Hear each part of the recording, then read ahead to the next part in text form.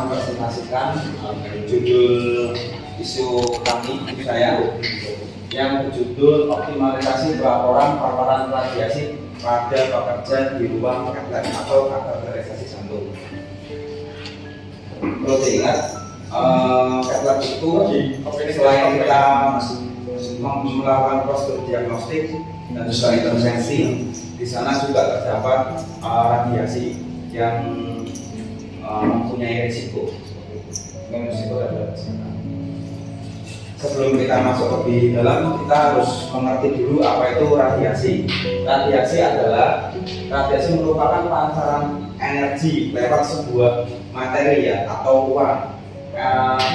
Dalam bentuk umum, radiasi itu bisa berbentuk panas, gelombang elektromagnetik atau partikel dari sumber radiasi. Jadi radiasi itu bisa berbentuk panas, elektromagnetik atau partikel. Nah, X-ray itu adalah sebuah partikel dan gelombang elektromagnetik.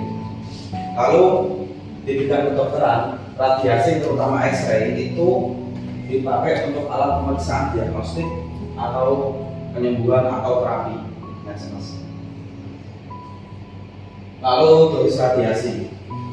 Dosis radiasi adalah radiasi yang diterima oleh pekerja dikarenakan terpapar oleh radiasi dari sumber radiasi. Jadi ada di sini yang dinamakan dosis radiasi. Berarti para pekerja yang bekerja di ruang yang risiko tinggi terkena radiasi itu ada dinamakan dosis radiasi, yaitu di mana para pekerja itu terpapar oleh radiasi itu sendiri. Nah, radiasi yang sering digunakan pada rumah sakit, terutama di ruang kami, di ruang Kepler, itu adalah X-ray. Nah, X-ray itu bisa diukur yang masuk ke tubuh itu bisa diukur menggunakan alat yang dinamakan TRB. Lalu dosis radiasi menurut BPOM atau Badan Pengendalian Nuklir Negara itu adalah 20 mSv atau milisievert. Next. Lalu apa saja efek-efek radiasi pada tubuh yang ditimbulkan ya? Ini yang pertama bisa menular muntah, bisa kalau ekstrim, bisa kulit terbakar, kelelahan, perdarahan, pingsan, dan berakibat mutasi pada DNA atau sel sehingga terjadi kanker. Biasanya kalau saya sama teman-teman waktu mengerjakan Kepler kategorisasi jantung, kalau over di sana overtime atau over radiasi itu biasanya efeknya yang paling sering itu kelelahan. Berarti sampai rumah kayaknya itu kita itu kerjanya cuma berdiri sama muter-muter pasiennya kayak gini ya. Tapi sampai rumah itu seluruh itu kayak pegel-pegel sampai seperti itu. Nah, itu yang membuat kita itu apakah radiasi yang diterima oleh tubuh itu benar terlalu banyak atau dalam ambang seperti itu. Paparan radiasi dengan dosis yang rendah, tubuh dapat memperbaiki kerusakan yang ditimbulkan oleh radiasi. Jadi tubuh itu di dalam sel kita itu memiliki remodeling atau penyembuhan sendiri terhadap sebuah kerusakan, seperti contoh luka atau penyakit ya. Tergantung kondisi tubuh kita dan nutrisi yang kita serap atau yang kita makan, makanan yang kita makan. Jadi kalau misalkan kita mendapatkan paparan radiasi itu bisa mengakibatkan kerusakan pada sel tergantung pada tingkat radiasi. Seperti pada beberapa jurnal penelitian itu kalau kita ada kemoradiasi itu ada timbal, berarti bungkusnya itu timbal, tebalnya itu sekitar 2 cm.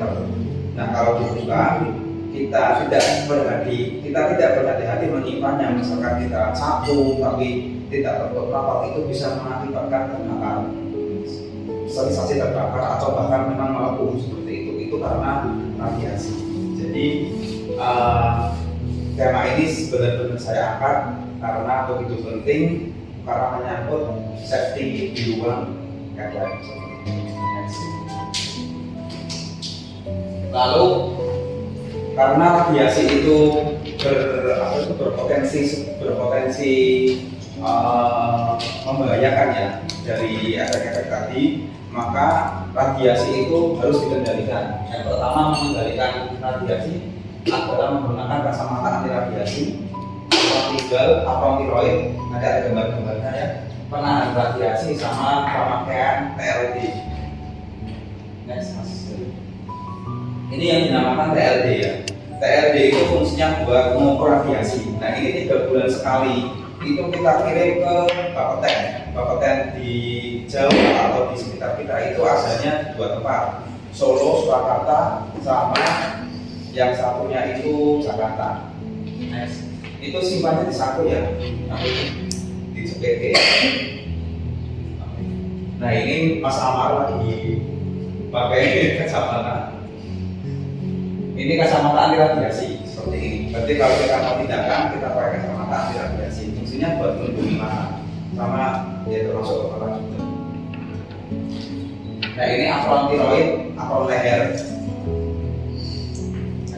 Ini kelihatan ya.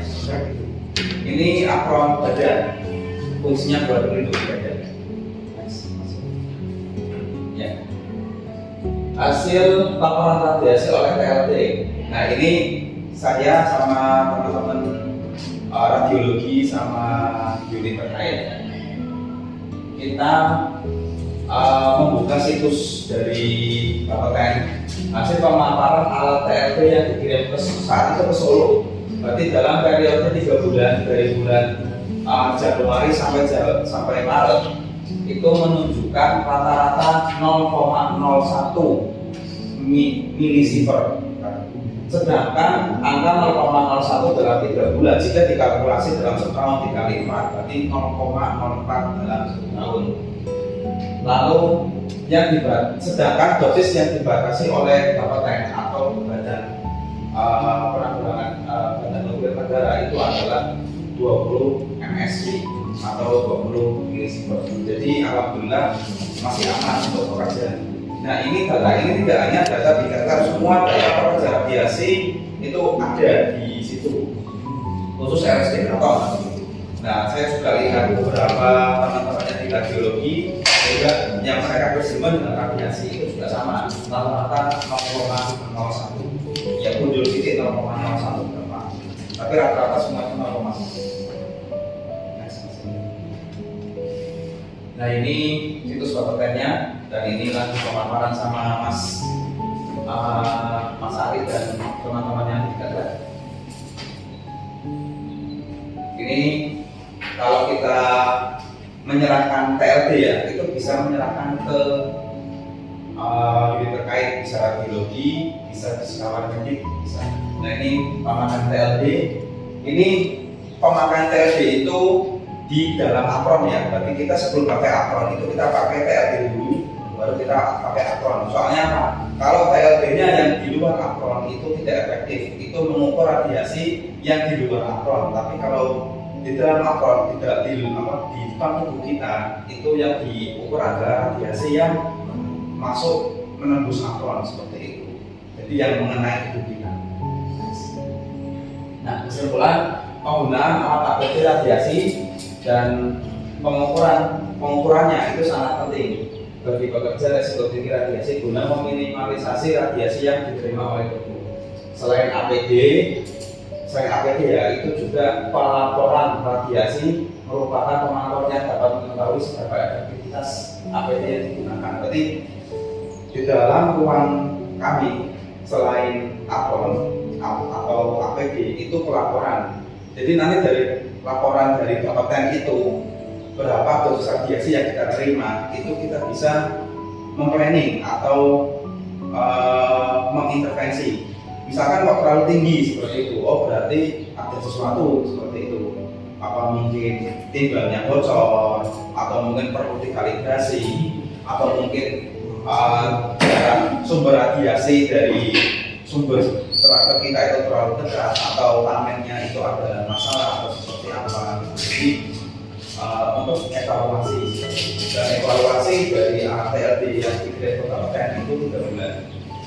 Nah, dari situs BPPN itu, dari undang-undangnya, jarak aman radiasi dari sumber radiasi sampai ke pekerja yang menggunakan apron itu adalah minimal 50 cm.